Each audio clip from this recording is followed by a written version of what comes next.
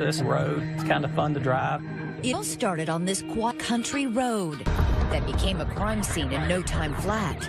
Oh, my God. Oh, my God. A wild ride in a speeding 8,000-pound truck with a drunk teenager behind the wheel, playing chicken with other people's lives. 4 innocent people dead. There's another child in the ditch. It was carnage.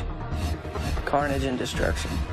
A perfect storm of wrong place, wrong time. I started screaming, "Where's my dad?" Shattered lives, and a fancy defense for a rich kid. Affluenza. Too pampered for prison? Affluenza. Affluenza. It's Affluenza. This is preposterous. When a teen with blood on his hands and money in his pockets didn't serve jail time. I am sickened by this judge. Up to that point, life has just told him, you can get away with it. The question on everybody's mind. Where were his parents? Tonight, they are here with their son for the first time on camera, answering from the hot seat in exclusive deposition tapes. Tell us your name, please, sir. Ethan Couch. Tanya Couch. Frederick Anthony Couch. Did they shower him with everything except the word no? A case of affluenza. Good evening. It was the single word that set off a national firestorm in a case settled just last week. Affluenza, the so-called illness that a defense expert said should keep a rich teenager out of jail. Outrage not just at the teenager, but at his mother and father as well. One magazine cover actually branding them the worst parents ever.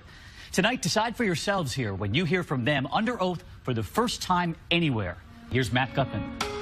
Take I-35 20 miles south of Fort Worth and you arrive in Burleson, Texas. A land of big houses and big trucks. What kind of people live here? Probably just a good, average, middle-class, hardworking folks. Get up every morning, go to work. It was the night before Father's Day, and Eric Boyles was spending it with his wife, Holly, and daughter, Shelby. Shelby and Holly called out and said, "Eric, come here." When I walked through the door, they were standing at the window to the front. Out in front of the house, a young woman driving a white SUV had spun out and was now standing by her disabled car. So the girls headed out the front door. The driver of the SUV called for help while Shelby and Holly waited with her. That same night, down the road from the Boyles house, Lucas McConnell's family was hosting a party organized by their youth pastor, Brian Jennings. He was one of the closest people that I had who wasn't family. I was around him all the time. Around 11 p.m., with the party winding down, Brian needed to return some tables and chairs to his church. Lucas and a friend jump into the back of Brian's white truck, and they head down the road that would take them right past the Boyles house. I remember we saw a car on the right-hand side of the road, and he decides to pull over. It was that disabled car, along with Holly and Shelby Boyles, standing on the road with the driver. We're trying to get out of the car, and he tells us, he's like, "No, y'all sit tight. I'll be back in just a minute." With Brian Jennings on the scene, there are now 4 people by the side of the road. Meanwhile, a third location just a few houses down, there's another party in progress. But this one's not so innocent. 16-year-old Ethan Couch is there with 7 friends. They're drinking, they're having a good time, and then the young woman needs to go to the convenience store. So they decide, well, we'll go get them. All of them? All of them decide to go. 8 teenagers load into Ethan's souped-up fire engine red pickup. 6 in the cab, 2 in the flatbed, and head on out the road. Ethan guns it, hitting nearly 70 miles an hour in seconds. His truck barreling toward the scene at the Boyles family mailbox. Chance is bringing together a crowd of people whose lives are about to violently collide. Eric Boyles is inside when his world changes forever. I felt, you know, we don't live in California, but you'd almost think you just had an earthquake. I mean, the house shook. When the red pickup truck packed with 8 teenagers, 2 in the flatbed, lost control, it swerved into a ditch, sideswiped that disabled white SUV, then mowed down those 4 bystanders, crashing into Brian Jennings' white truck before flipping over into a tree. These photos show what remains of the Ford F-350 that Ethan turned into a weapon of mass destruction, and Brian Jennings' accordion white Chevy tossed across the road. The bodies had been scattered hundreds of feet. At the moment of impact, Lucas McConnell was seated in the back of Brian Jennings' parked white truck. Do you remember the sound of metal crunching, of glass breaking? Glass breaking, tires screeching. The car that we were in got hit, and we got shot across the road. We nailed a tree. The back window was completely shattered. A lot of that glass was in the back of our heads. Just seconds later, Lucas's father, Kevin, part of a caravan coming back from that party, pulls up on the scene. I see taillights up ahead. As I got a little closer, I see debris in the road, and I'm thinking, that's not a party, that's a wreck. The debris in the road that I saw was the chairs that we had been taken back to the church, and my heart just sank. I was like, oh my God. Eric Boyles is in his house when he feels the explosion, rushes out the front door to where he left his wife and daughter. He starts dialing the phone. I was on the phone with 911. Tarrant County 911, what is your emergency? There's a multi-car accident out front of my house. While Eric's on with 911, half a dozen other frantic calls come in. There's 4 or 5 kids. There's kids laying in ditches and streets. Are you with the accident right now? Oh, Lord. Oh, yes. There's another child in the ditch. Oh, my God. Oh, my God. We've got one laying on the road unconscious. They say he's breathing. There were already people out there in front of the house. There was just debris everywhere, a table and chairs and car parts and everything else. I walked in the road, and the first thing I did was I found there was a male laying in the road, wasn't moving at all. Between the 4 people dead in the street and the 10 injured in the vehicles, the casualty count is staggering. It was chaos. There were people lying around, injured, hurt, dead, people yelling, screaming, help me. Eric Boyles was yelling for his wife Holly and daughter Shelby. I'm calling out Holly and Shelby as I walk, and I kind of got halfway between the road and my fence. And that's when I found Holly. And when I found her, I mean, there was no doubt that she was gone. And then it was a matter of, okay, so where's Shelby? As Eric stumbles along, searching for his daughter, about 20 feet down the road, he sees a young woman, her body thrown up against the fence. Everything told me this should be Shelby. It didn't look like Shelby. And I'm sitting there trying to process the amount of trauma the bodies went through and what would the impact be and what would that do to you? At the same time, on that same dark road, Kevin McConnell is also searching for his friend, youth pastor Brian Jennings. On the other side of the road, I see Brian laying in the ditch. I ran over there. So you're on the ground to tend to Brian and suddenly hear what you think is the voice of your son from the truck. I just heard his voice, and it was just at that moment that I realized that Lucas had been in that truck with Brian. Right as we got out, we realized that it wasn't just us. There was people everywhere, and then we saw Brian. I tried to feel for a pulse. I didn't feel a pulse. And I pull out my phone. I'm calling 911. Sir, how many people are injured, do you know? 1, 2, 3. Multiple. I don't even know how many. My dad said, just hold this fence right here and just pray. You can hear Lucas's terrified voice in the background on that call. It's Brian. I need you to sit here and I need you to pray, okay? Oh, my God. Come here. I need you to sit here and I need you guys to pray, okay? Do you remember what you were praying for? Brian's safety. About that time is when the other cars from the party started getting there. Brian's wife, Shauna, arrives on this hellish scene. It was a normal drive, and then all of a sudden I saw teenagers walking down the side of the road, and my first thought was, why do people let their teenagers walk down the side of the road? It's like almost midnight. Shauna pulls over and realizes there's been a crash, and her husband was involved. I really thought, okay, he got hit, but he's gonna be okay. And I'm thinking, God wouldn't do that to me. But her faith is tested by what she finds farther down the road. I saw him, and I knew that it wasn't good because I could see that Kevin was doing CPR. And by now, Shauna's 3 children are also on the scene. I was just crying out to God. I was like, please save my dad. I need him. You can't take him yet. I'm not ready. The first EMT or firefighters that got there, they were just so overwhelmed. They would just walk down the road and, is he conscious? Are they conscious? Are they conscious? The scene was as bad, if not worse than anything I've seen. And that's 35 years of law enforcement. Because it was a huge crime scene, spread over hundreds and hundreds of yards. Tonight we're hearing the chaos in the moments after a truck full of teens slammed into 3 cars, killing 3 Good Samaritans and a woman with a flat tire. The chain reaction crash happened late Saturday night. It's almost like watching a movie. It's like it's not happening to you, and it's just surreal, and it's not real life, but it was. When we come back, the 16-year-old who was behind the wheel of the red truck has left the scene. Does he really think he could just walk away? He was like, yeah, just remember my name. I'll get you out of all this. He kept saying that. Stay with us.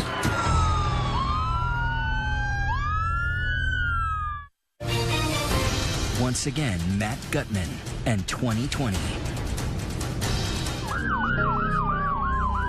The carnage out on Burleson Redder Road looked like a plane crash.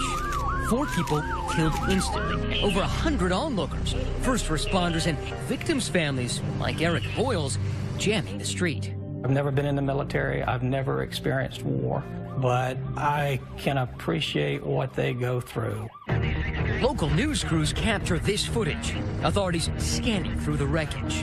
They needed to find the person responsible for the crash. As it turns out, police wouldn't be the first to do that. What condition was he in? He was unconscious.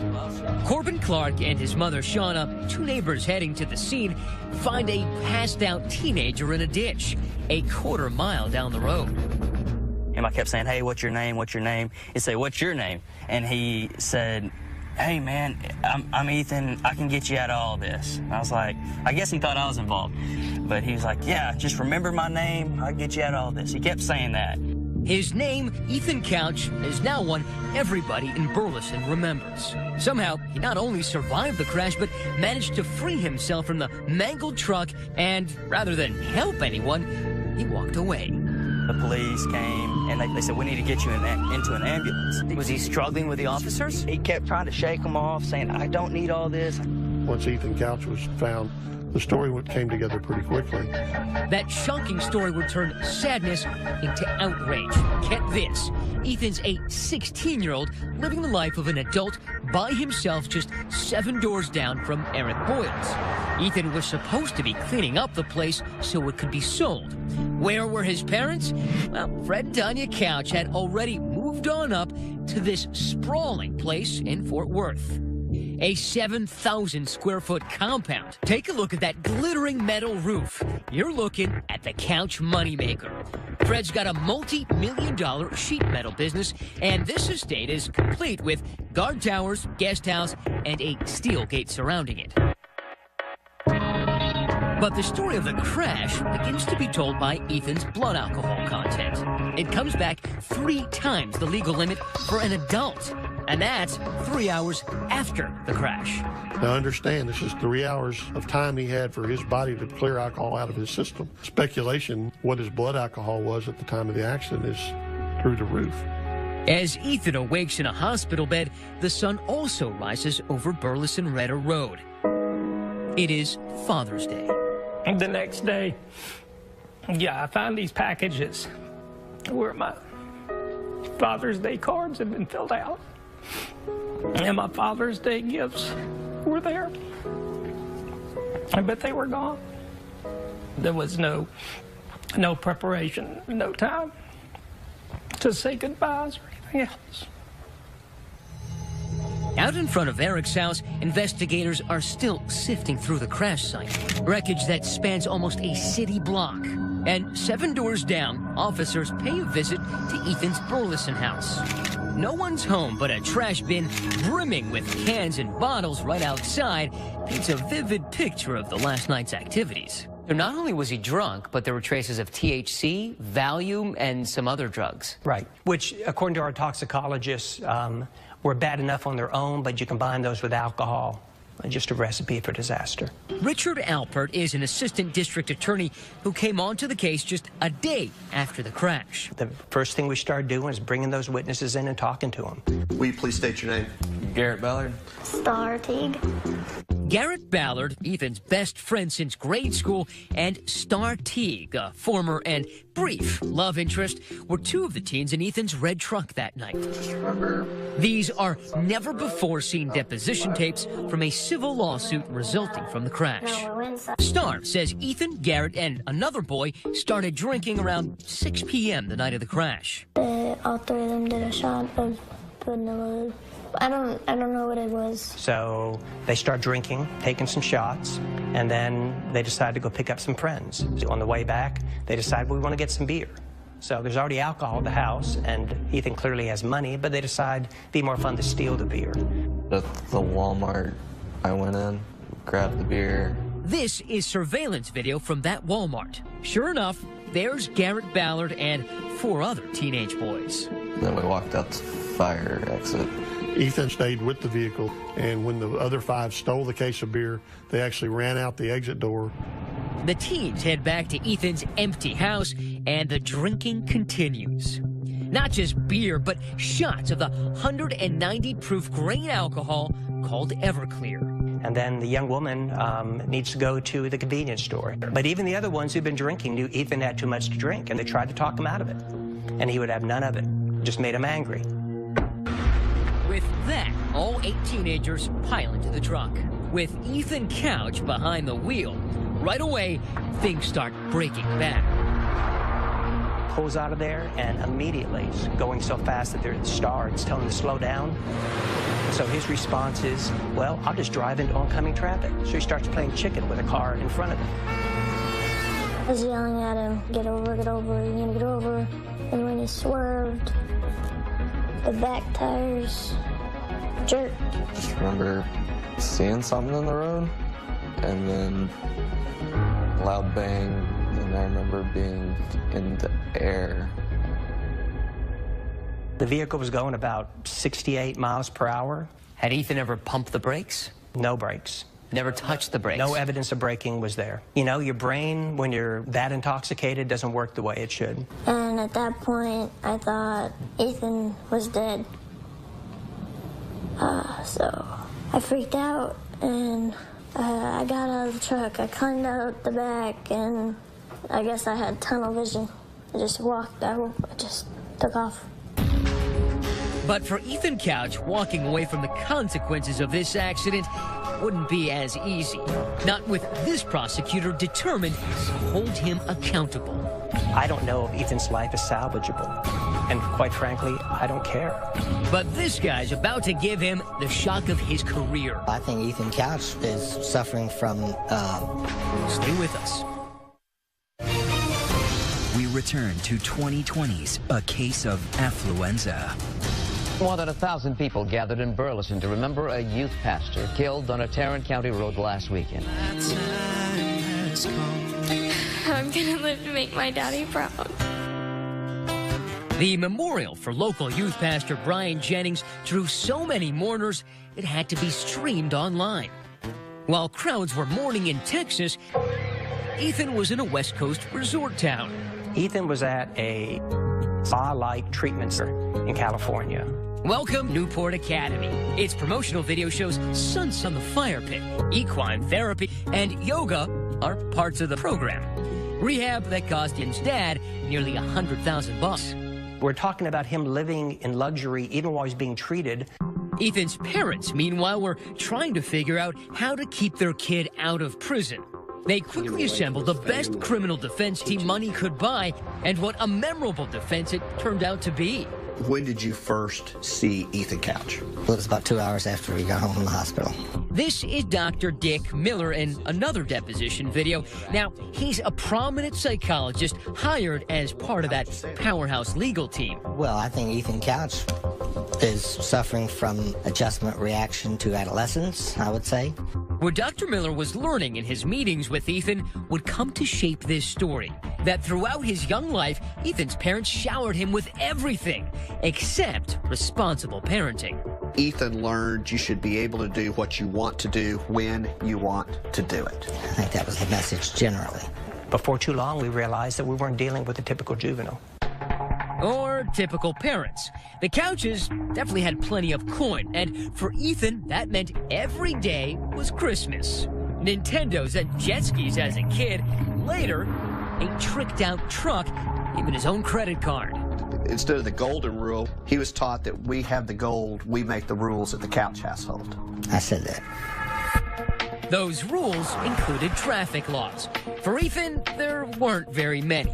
His parents happily handing over the keys of their trucks to their 13-year-old, something that, at the time, caught the attention of one of Ethan's teachers. And what did she say? Mrs. Anderson said he's not allowed to drive to school. And what was Fred's response? Something to the effect that I'll buy the school or something along that line. And impulsive. And when he didn't buy the school, he pulled Ethan out of the school. Yes, he did. After that, Ethan's parents opted for homeschooling. It's not clear how much schooling he actually got, but he definitely got the home. As in the 4,000 square foot ranch house he frequently stayed at just down the street from the Boyles family. These pictures from the website Zillow show a wet bar in the den and a swimming pool out back. And if his parents weren't around, sure seems that alcohol often was. From the friends we talked to, the one thing they admitted very early on was that Ethan was no stranger to alcohol. I think one night we went through a 30-pack just between us. Roughly 15 beers apiece. Probably about that. Ethan's buddy Garrett even admits to seeing him drive drunk on at least 3 different occasions. There was history there. There absolutely was history. There was history and warning after warning that this was going to happen. For prosecutor Alpert, enough was enough. It was time for young Ethan to get a dose of reality. Up to that point, life has just told him, you can get away with it. We were going to make sure he didn't get away with this. And he charged Ethan with everything he could, including 4 counts of intoxication manslaughter. Alpert wanted the poor little rich kid to do some big boy time. We were hoping for and asked for 20 years. When Ethan Couch loped into court, the selfie swagger from Facebook had been replaced by this. Brian Jennings' daughter, Abby, couldn't believe it. They made him look really innocent for the trial, and that's not who he was. But it turned out there would be no trial. Ethan Couch admitted guilt, and the proceedings moved directly to a sentencing hearing. He really didn't look at anybody. He just kind of sat there, basically stared off into space. And now we come to the key moment in this case. While recommending treatment over incarceration, Dr. Miller drops a curious term. Affluenza. Which goes off like a bomb. Affluenza. He got up there and he talked about the fact that the reason for this crime was he was a child of privilege and his parents didn't say no to him. When you heard it, what did you think? I smiled. I mean, it was ridiculous. I looked at my mom. I just kind of gave her a look. It seemed like a made-up word. We all agreed he had terrible parents, but at some point, offering up that because he was raised as a rich kid, he didn't know the difference in right and wrong as a result of affluenza, just kind of blew our mind. And they were in for an even bigger shock when Judge Jean Boyd announced her ruling. Ethan Couch was sentenced to 10 years probation and time in a rehab facility. 4 dead, 9 injured, and not a single day behind bars. WFAA reporter Jim Douglas covered the case. What was the reaction? Volcanic, mainly aimed at Judge Jean Boyd, longtime juvenile court judge here. She really never even got through with her sentencing. The place kind of lit up, and the bailiffs escorted her out pretty quick. I felt like the judge spit in my face. The media crushed to get a shot of the boy who cried affluenza. To me, it's not right. He'll be feeling the hand of God. Money always seems to keep Ethan out of trouble. Ethan's lawyer had a different take. We applaud Judge Boyd for having the courage to issue the sentence that's going to give Ethan Couch a chance. Now, even in a law and order state like Texas, it's not uncommon for juveniles to get rehab instead of hard time. Still, the affluenza defense and judge's sentence lit the national media on fire. Well, a verdict in Texas sparking new outrage. Shockingly light sentence in a deadly drunk driving case. Affluenza. Too rich for jail. Judge Jean Boyd said the teen wouldn't get the therapy he needed in jail. I am sickened by this judge. People wanted this judge's head. They just felt like there had never been consequences in this kid's life, and here's one more example: no consequences. Judge Boyd wasn't the only one in the public's crosshairs. So was Dr. Miller, who took to CNN to defend himself. This kid has about an 80% chance of becoming a full functioning citizen. If he goes to the jail, he has about a 10% chance. I mean, he killed 4 people. I really don't think that. I wish I hadn't used that term. Everyone seems to have hooked onto it. What he didn't anticipate was that the BS of what his opinion was going to be hit the winds, and he was going to get the reaction he got, which he deserved to get. So many people were now asking, did Ethan Couch's affluence actually buy him a slap on the wrist? Maybe and maybe not. Because for one family, the case was far from over. Not so fast. This is not the end of this. They were about to force the Couches into the hot seat to answer tough questions under oath. When's the last time you recall disciplining Ethan for anything? You're gonna want to hear this. Stay with us. Once again, Matt Gutman and 2020.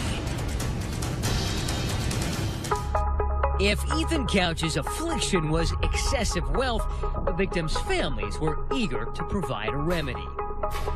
5 of the families involved in the fatal crash brought civil lawsuits against the Couches and their family sheet metal business. While Ethan was spending 8 months in a state-run rehab getting well, the Couches settled those suits without admitting any wrongdoing. Never once has Ethan apologized in any shape or form.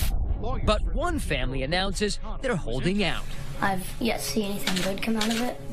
The McConnells, remember, they lived down the road from Ethan's old booze binge pad in Burleson. 15-year-old Lucas was injured in the crash. Now they are determined to have their day in court. I thought, not so fast. This is not the end of this. So when your parents told you that they decided to go through with an actual court case, what did you tell them? I was ready for that. A lot of people were ready to hear something they'd never heard before. The boy and his parents at the center of this story speak. Tell us your name, please, sir. Ethan Couch. Tell us your name, please. Tanya Couch. Please state your name. Frederick Anthony Couch. It fell to lawyers Greg Kuntz and Todd Clement to extract the peculiar family history that shaped young Ethan's life. His parents seem like, regular old Texas parents in some ways. There's nothing regular about the Couches. Fred Couch, a rags-to-riches millionaire, has his own history with the law. And get a load of what he allegedly said during a 1992 stop for, you got it, a DUI. Did you tell the arresting officer I make more in a day than you make in a year? Probably. Fred and Tanya had an on-again, off-again marriage, the second for them both. The kind of fractured family life which might require extra care for an only child entering adolescence. Instead, these lawyers say the Couches let Ethan fast forward into adulthood. People don't allow their kids to drive at 13. You understood if he was, at any time he was under 16, he was never to be driving by himself. Yes. Nevertheless, you allowed that behavior to happen, correct? Yes. I just kept asking because I wanted to, and eventually they started letting me drive just to, like, the corner store by myself. And then that progressed to school? Yes. Fred Couch admitted allowing Ethan to drive, but both parents say they didn't know about his regular drinking. Have you ever seen Ethan drink as we sit here today? I don't remember ever seeing him drink. Maybe not, but she definitely saw him drunk. Just 4 months before the fatal crash, 15-year-old Ethan was stopped by police at 1 a.m. relieving himself in a parking lot. Fort Worth officer comes upon him. He's taking a pee outside of a truck. There's a half-naked 14-year-old girl passed out drunk in the car, and this 15-year-old kid is just mouthing off to this officer, using profanity. His mother shows up, starts talking to him, so she clearly knew he was out there. Did you ask him where he got the alcohol and the vodka that was in the truck? No, I should have, but I did not. Why didn't you ask him where he got it, to try to stop it from happening again? I don't know. These attorneys say Ethan Couch wasn't even old enough to drive, was violating as many as 5 laws that night. 5 violations of the law, and nothing's done by Tanya. Well, not quite nothing. Tanya does admit to concocting a story with Ethan to keep her husband in the dark about the more criminal details. I wasn't sure how he would react, so I didn't tell him the whole truth. Tanya told me that Ethan was peeing at the Dollar General. What action did you take? Ethan walked back and forth to work for a month. Oh, really? Do you remember any occasion where your dad punished you by making you walk to work? No. I don't remember ever having to walk to work. Ethan was required to complete an alcohol awareness course and 8 hours of community service within 90 days. Guess what? Didn't happen. We didn't do the community service. You understood, did you not, that he was likely to continue the drinking and driving if there weren't consequences? I should have known that, yes. I really didn't think that that would happen again. But her own daughter, Christy, Ethan's half-sister, warned her that, yes, it could. I just told her that I was nervous that he might be drinking, being at that house by himself, under no supervision. How long prior to the crash was that told to her by you? A week. And that same week, Ethan's friend, Star Teague, says Tanya witnessed Ethan in the house with an open beer. Do you know for a fact whether Tanya saw y'all with beer sitting there? She saw us. Tanya wanted to come in and say, you know, I was always really against drinking and driving. But then when you say, what'd you do to enforce that? There was just nothing. Zero. Do you recall ever disciplining Ethan for anything? Sometimes I would take little things away from him, or we would just discuss the problems. When's the last time you recall disciplining Ethan for anything? I don't remember. It's hard to discipline a kid when he isn't always under the same roof. Remember, the Couches were letting Ethan play grown-up by himself in the Burleson house. In your mind, it was okay to let a 16-year-old kid stay at the Burleson Retta house by himself without anyone present, correct? That 16-year-old kid, however foolish that it may have been, he seemed pretty responsible. Was there always alcohol then when you were at the Burleson location? Not always, no. Most of the time? Most of the time, yes. If there's alcohol, most of the time there's drugs as well?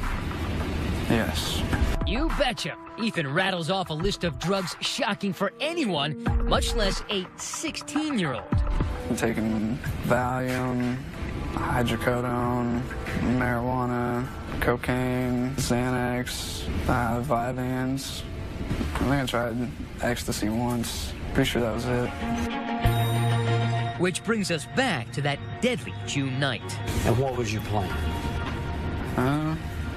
Should have a couple people over and drink.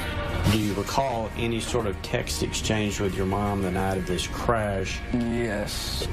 She'd just sent me a text, don't be out late and don't be drinking and driving. She was asking what we were all doing, and he was telling her, and she knew that we were drinking. She was like, well, just don't drink and drive. That was certainly thoughtful, but by now, Ethan had years of experience blowing off the rules without facing consequences. Why should tonight be any different? Do you remember pulling out of the driveway? Not really. I had a picture in my head of just turning out of the driveway, but that's it. What's the next thing you recall? Waking up, handcuffed to the hospital bed.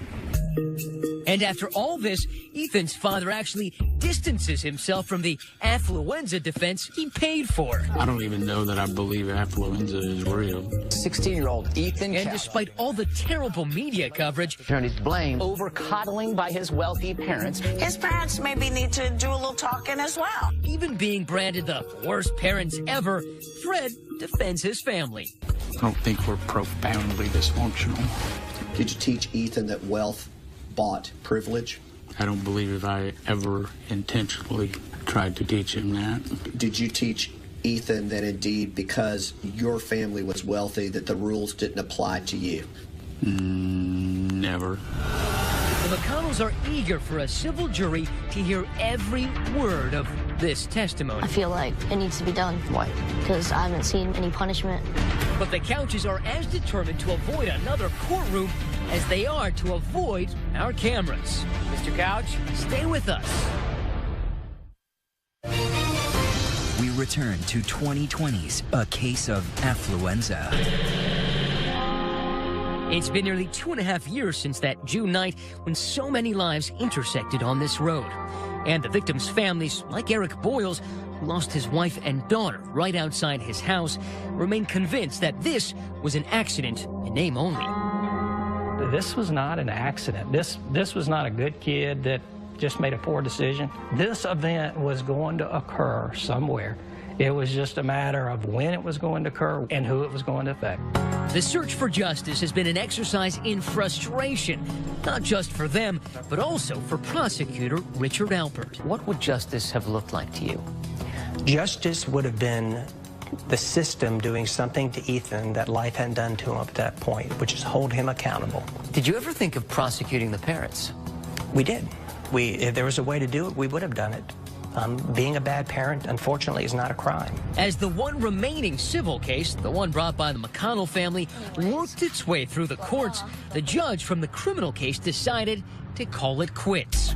Jean Boyd, the judge who handed down that controversial sentence, retired last year. Foregoing a run for re-election, she declined our request for comment. Her career in the public mind will always be defined by this case. Thousands of cases, but Affluenza is the one people will remember. Yes. These days, Ethan is back working at his dad's sheet metal plant. We reached out to Ethan and his parents, but they had no comment. So we headed back to Texas to track him down ourselves. It was no easy task. We checked out the fancy Fort Worth house, but no answer there. Anybody home? So we went to the family business. We've been staking out Ethan and Fred's business, which is right across the way, for about a week now. But they're not like regular people. They don't come to work at regular hours. They don't keep regular hours, so it's been really hard finding them. When that steel gate slid open and Ethan finally emerged, he clearly wasn't looking to talk. You don't answer a couple questions? But if you take a closer look, that's him, right there. The good news, he's not driving. Abiding by that part of the probation. And just as the trial in the McConnell case is about to begin, another stroke of good fortune for Ethan. Lucas and his parents have had a change of heart, settling instead of moving forward with the trial. The last time that we met, you were very serious about taking this all the way. What happened? I think we've succeeded, at least a little bit. I never saw the child drink. I don't think we're profoundly dysfunctional. By showing the world those deposition videos, the McConnells believe they're showing the Couches for who they really are. By you guys coming here and focusing attention on this has made it where we've achieved our goals of, letting the world hear about this story. Couches don't want to talk. They will probably never hear their side of the story or hear them apologize. I think when you have things that you want to hide, you tend to stay in the shadows. It's time to move on. I mean, my family's been through a lot. These days, the McConnells are teaching Lucas to drive on the same roads Ethan Couch once tore through. And Eric Boyles is still in his home, even though reminders of that hideous night are just outside his front door. A lot of people would ask, why stay here? People have asked, how can you come back to the house? How can you come there? And actually, people may not understand this, but there's probably a little bit of peace knowing where they were. This is where their last moments were. Faith, family, and friends is the only thing that gets you through it. Shauna Jennings, the widow of youth pastor Brian Jennings, believes her husband did not die in vain. His purpose, she says, could be to reach the very person who took his life. Maybe this is a wake-up call, or that somehow Brian's life can show him a different life that he could have. For her, the time for outrage has passed, and the time for forgiveness has begun. It's a daily decision to forgive. Because it's so easy to hate, isn't it? It is, but that doesn't do anything except punish you, I can't live my life bitter or angry. That's our program, but keep the conversation going. Who do you think is more responsible, Ethan or his parents? Let us know on Facebook and Twitter. I'm Elizabeth Vargas. And I'm David Mueller. Thanks so much for watching, and from all of us here at 2020 and ABC News, have a great evening.